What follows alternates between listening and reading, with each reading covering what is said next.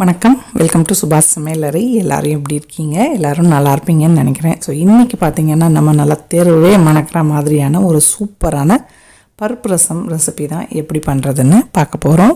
இதுக்கு தேவையான இன்க்ரீடியன்ட்னு பார்த்திங்கன்னா 1 கப் வேக வச்ச துவரம்பருப்பு, எலுமிச்சம்பழம் அளவு புளியை 1 கப்புக்கு கரைச்சி வச்சுருக்கேன்.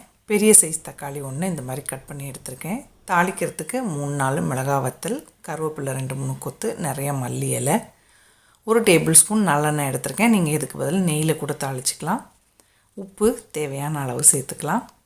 நல்ல வாசனையான பெருங்காயம் ஒரு 1/2 டீஸ்பூன் அளவுக்கு தேவைப்படும். தாளிக்கிறதுக்கு பார்த்திங்கன்னா கடுகு, உளுத்தம்பருப்பு, கொஞ்சமாக வெந்தயம். இப்போ அரைக்கிறதுக்குன்னு பார்த்திங்கன்னா நல்லா 1/2 டீஸ்பூன் அளவுக்கு மிளகு, 1 டீஸ்பூன் ஜீரகம், ஒரு 15 பல்லு வெள்ளைப்பூடு. முதல்ல மிளகும் ஜீரகத்தையும் மிக்சியில் சேர்த்துட்டு ஜஸ்ட்டு கொரப்பாக பிடிச்சி எடுத்தால் போதும். நீங்கள் இடிக்கல் இருந்ததுன்னா அதிலே கூட இந்த மாதிரி கொரப்பாக அடித்து எடுத்துக்கலாம். இது கூடவே இந்த 15 வெள்ளைப்பூடை சேர்த்துட்டு ஜஸ்ட்டு பல்ஸ் மட்டும் பண்ணி எடுத்துக்கலாம். அரைக்கெல்லாம் வேண்டாம் ரொம்ப இதுவாக. ஸோ இது கொஞ்சம் அரைச்சி போச்சு, ஆனால் பல்ஸ் பண்ணி எடுத்தாலே போதும். இப்போது வானல் சூடு பண்ணிவிட்டு 1 டேபிள் ஸ்பூன் எண்ணெய் சேர்த்துக்கிறேன். நெய் வேணும் அப்படின்னா நீங்கள் நெய் சேர்த்துக்கோங்க, இன்னுமே வாசனையாக இருக்கும் ரசம். எண்ணெய் சூடானதும் இதில் கடுகு, உளுத்தம்பருப்பு, வெந்தயம் சேர்த்துருக்கேன். இது நல்லா பொரிஞ்சு வரட்டும். நல்லா பொரிப்பட்டதுக்கப்புறமா 1/2 டீஸ்பூன் அளவுக்கு பெருங்காயம் சேர்த்துருக்கேன். இது கூடவே மிளகாய் வத்தல் ஒரு 5-6 மிளகாய் வத்தல் சேர்த்துக்கலாம். ஸோ மிளகாய் வத்தலுமே கூட நல்லா பொரிஞ்சு வரட்டும். அடுப்பு மிளகாய் வத்தல் சேர்க்குறப்போ கொஞ்சம் சிம்மிலே வச்சுட்டு சேர்த்துக்கோங்க. இது கூட இப்போது கருவேப்பிலை 1 கொத்து மட்டும் சேர்த்துருக்கேன், பாக்கி நம்ம அப்புறமா சேர்த்துக்கலாம். இதில் இப்போது கட் பண்ணி வச்சுருந்த தக்காளி சேர்த்துட்டு அது கூடவே நம்ம தேவையான அளவு உப்பும் சேர்த்துடலாம். உப்பு சேர்த்தோம் அப்படின்னா தக்காளி கொஞ்சம் சீக்கிரமாக நமக்கு கரைஞ்சி வேகும். ஸோ இப்போ இந்த தக்காளி நல்லா வேகணும், அந்த அளவுக்கு வதக்கிக்கலாம். 1-2 நிமிஷம் வதக்கி எடுத்துக்கலாம். இது கூட இப்போது தேவையான அளவுக்கு மஞ்சத்தூள் சேர்த்துக்கலாம். பருப்பில் நீங்கள் மஞ்சத்தூள் சேர்த்து வேக வச்சுருந்தீங்கன்னா இந்த ஸ்டேஜில் மஞ்சத்தூள் சேர்க்க வேண்டாம். ஸோ நல்லா தக்காளி கரையிற அளவுக்கு வதக்கிடலாம். பாருங்கள், தக்காளி நல்லா வெந்துருச்சு. இப்போ நம்ம கரைச்சி வச்சுருந்த புளி தண்ணி இருக்கு இல்லையா, அதை சேர்த்துட்டு நல்லா ஒரு தடவை கொதிக்க விட்டுடலாம். கொஞ்சம் அந்த புளியோட பச்சை வாசனை போகணும்.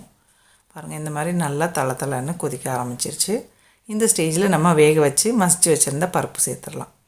1 கப்பு பருப்பு சேர்த்துருக்கேன் இல்லையா, அது கூடவே இப்போ நான் 2 கப் அளவுக்கு தண்ணி சேர்த்துக்கிறேன். நீங்கள் திக்னஸ் பார்த்துட்டு அதுக்கு ஏற்ற மாதிரி தண்ணி சேர்த்துக்கோங்க. பருப்பு சேர்த்ததுக்கப்புறமா நல்ல ஒரு தடவை இது தளன்னு கொதித்து வரட்டும். பாருங்கள், நல்லா கொதிக்க ஆரம்பிச்சிருச்சு. இந்த ஸ்டேஜில் 1 டேபிள் ஸ்பூன் அளவுக்கு வெல்லம் சேர்த்துருக்கேன். கூடவே நம்ம பிடிச்சி வச்சுருந்தோம் இல்லையா மிளகு, ஜீரகம், வெள்ளைப்பூடு, அதெல்லாம் சேர்த்துருக்கேன். இப்போ இது நல்லா சேர்த்துட்டு ஒரு தடவை கலந்து விட்டுடலாம். இது சேர்த்ததுமே வாசனை பார்த்திங்கன்னா அப்படியே கமன்னு வரும். இந்த ஸ்டேஜில் நம்ம இன்னொரு 2 கொத்து கருவேப்பிலையும் நல்லா ஒரு கைப்பிடி அளவுக்கு மல்லி இலை பொடியாக கட் பண்ணி சேர்த்துருக்கேன். நல்லா ஒரு தடவை கலந்து விட்டுட்டு மூடி போட்டு ஒரு 3 நிமிஷம் வரைக்கும் சிம்மில் வச்சிடலாம். நல்லா கொதிக்குது பாருங்கள் ரசம். பாருங்கள், நல்லா கொதிச்சிருச்சு, வாசனை வேறு லெவலில் வருது. இந்த மாதிரி ரசம் வச்சுட்டு நீங்கள் சாப்பிட்டதுக்கப்புறம் கை கழுவுனாலுமே கூட அந்த வாசனை போகாது. அந்த அளவுக்கு கமன்னு சூப்பராக இருக்கும். ஸோ சுட சுட சாதம் தொட்டுக்க ஒரு சுட்ட அப்பளம் இல்லைன்னா துவையல் இருந்தால் போதும், அமிர்தமாக இருக்கும். ஸோ நீங்களும் கட்டாயமாக ட்ரை பண்ணி பாருங்கள்.